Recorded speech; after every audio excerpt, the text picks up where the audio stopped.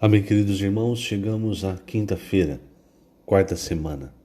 Nessa quarta semana, o título geral é Buscar as coisas lá do alto, onde Cristo vive. O título da quinta-feira, a palavra destrói as fortalezas da mente. O versículo, Efésios 1:9, desvendando-nos o mistério da sua vontade, segundo o seu beneplácito que propusera em Cristo. Senhor Jesus, obrigado, Senhor, por mais um dia. Obrigado, pois o Senhor tem desvendado para cada um de nós os teus mistérios.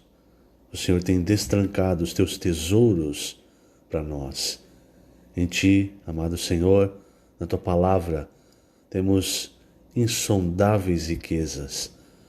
Senhor, nós pedimos humildemente que a cada dia o Senhor nos permita mergulhar mais na Tua palavra, imergir mais na Tua palavra, para ganhar mais de Ti, para conhecer mais o Senhor, para conhecer mais o que há no Seu coração.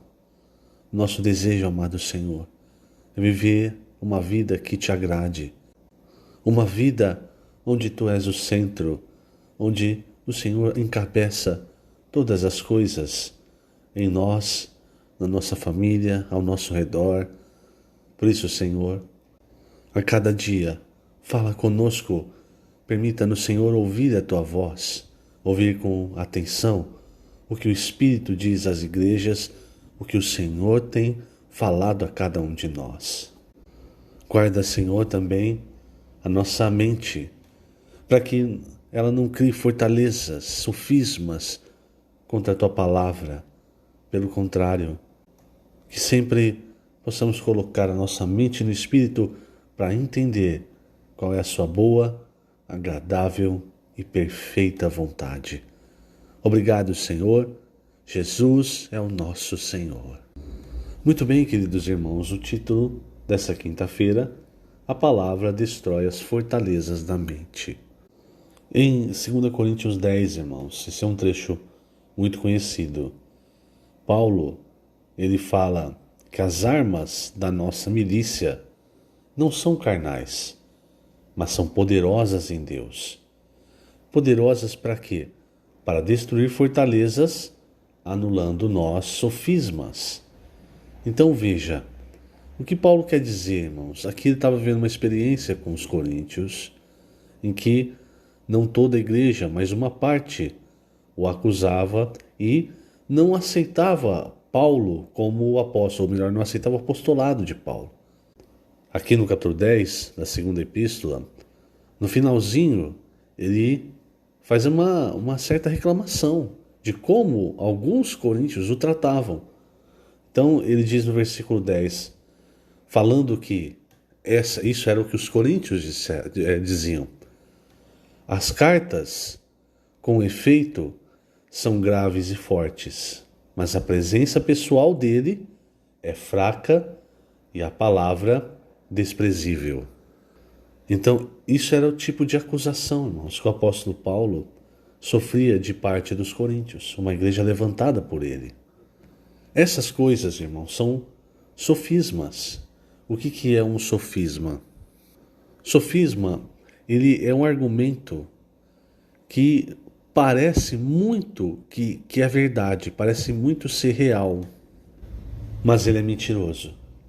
Então, o primeiro grande sofisma que nós vemos na Bíblia é o que Satanás faz com Eva.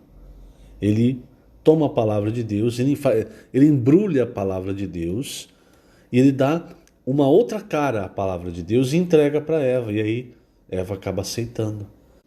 Esses sofismas que nós ouvimos, irmãos, eles, quando nós aceitamos, eles tendem a se tornar fortalezas.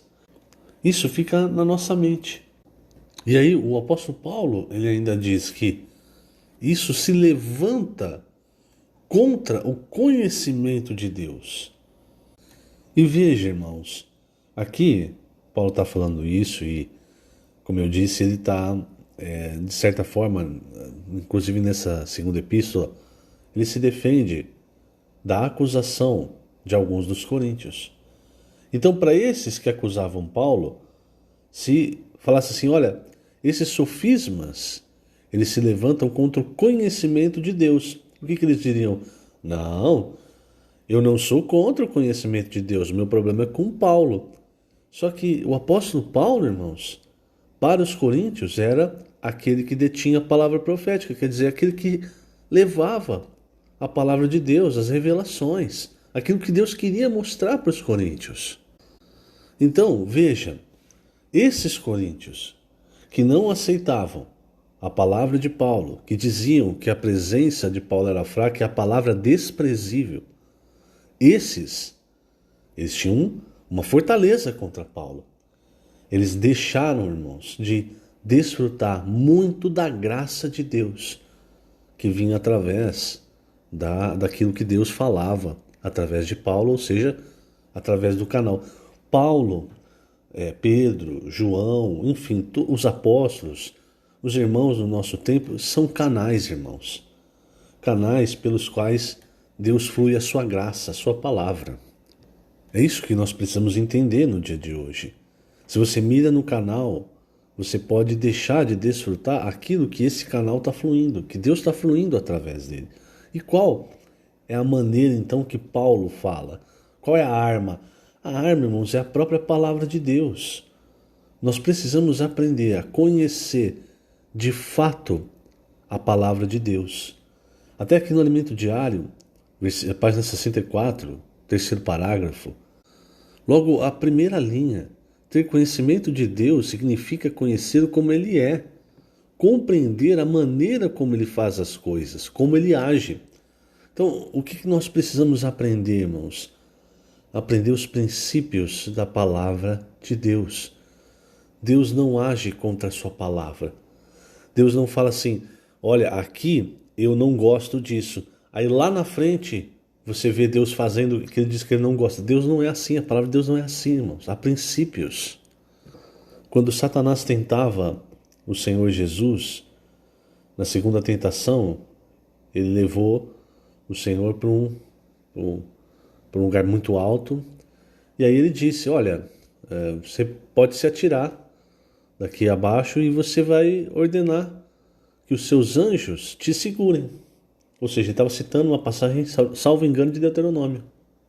Se você não conhece a palavra e os princípios na palavra de Deus, talvez você pudesse dizer, puxa, é verdade, ele citou um versículo, então eu posso me atirar daqui de cima e é só falar para os anjos, eles vão me segurar.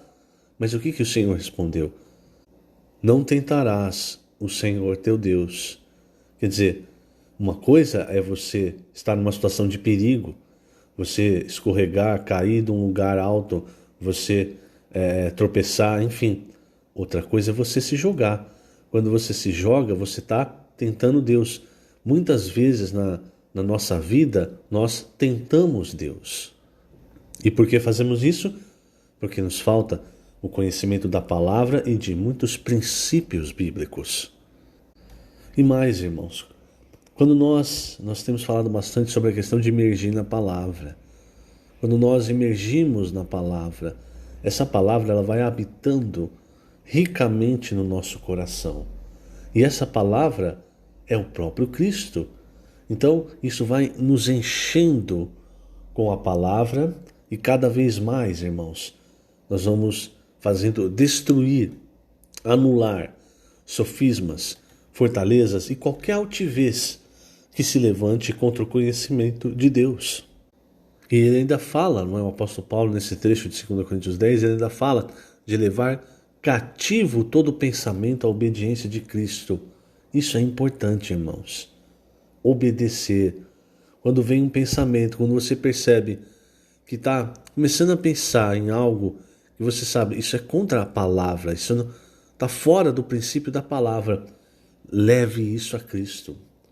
Irmãos, Deus ele não vai colocar em nós sentimentos, visões, qualquer coisa que seja, percepções que vão contra a sua palavra. Ou melhor, que vão contra os princípios da sua palavra. Então, se você começa a enxergar muitas coisas, precisa tomar cuidado. Pode ser que quem esteja tentando abrir os seus olhos para as coisas seja o próprio Satanás, através de um homem, de um anjo, de uma serpente, enfim, ele tem muitos meios para fazer isso. Então que a palavra, irmãos, esteja fortemente constituída no nosso ser, no nosso coração, para nós rebatermos essas tentativas com a própria palavra. E essa palavra, irmãos, que nós estamos recebendo, o que ela está fazendo? Como nós temos visto desde que começamos o livro de Colossenses, o Senhor está tecendo uma rede de amor, está acabando com os vácuos, os buracos, os vazios em nós e entre nós. A desobediência, irmãos, ela é mais ou menos a situação em que a terra se encontrava após o julgamento de Deus, sem forma, vazia, em trevas ou um caos. Então, a desobediência, ela te leva para esse lugar, sem forma, vazio, cheio de trevas, um caos.